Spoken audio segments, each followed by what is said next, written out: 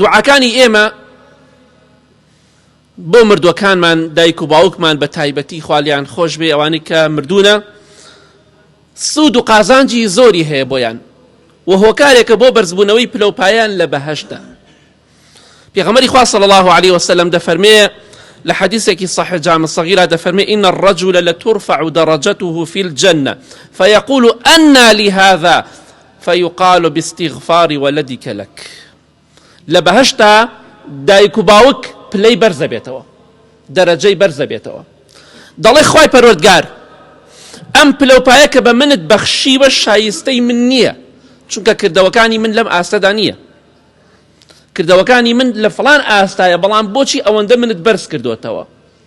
پێی دەوترێ لەبەر ئەوەی مناڵەکانە دوعای خێرت بۆ دەکەن. پێت خۆشە دایک و باوکت نەنک و داپیرت پلەپایان بەرز بێتەوە؟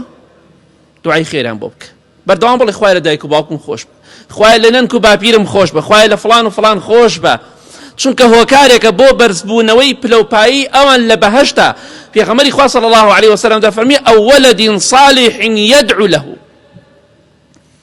ئینسان کە مرد کردەوەکانی قەتع بێ، کۆتایی پێدێ، ئیلا مەگەر کەسێک مناڵێکی چاکی هەبێ، کوڕ بێ یا کچ، چاک بێ دوعای خێر بە دایک و باوکی بکە، ئەوە نابچڕێ. جا پێتان خۆشە دایک و باوکتان کردەوەکانیان ببچڕێ؟ مرۆڤی بێوەفا پێی خۆشە، مرۆڤی بەوەفا پێی خۆش نییە. دەیبیسەلمێنە کە تۆ ساڵح و چاکی دایک و باوکت لەبیر ناکەی، پێت خۆشە پلەپای بەرز بێ، بەردەوام بڵێ ڕەبی غفیر لی وەلیوالیدەیە، خوایە لە خۆم و دایک و باوکم خۆش بە.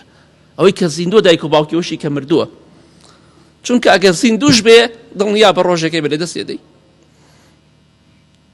کەواتە لە بیریان مەکەن، چونکە ئەوان زۆر پێویستیان بە دوعای خێری هێمە.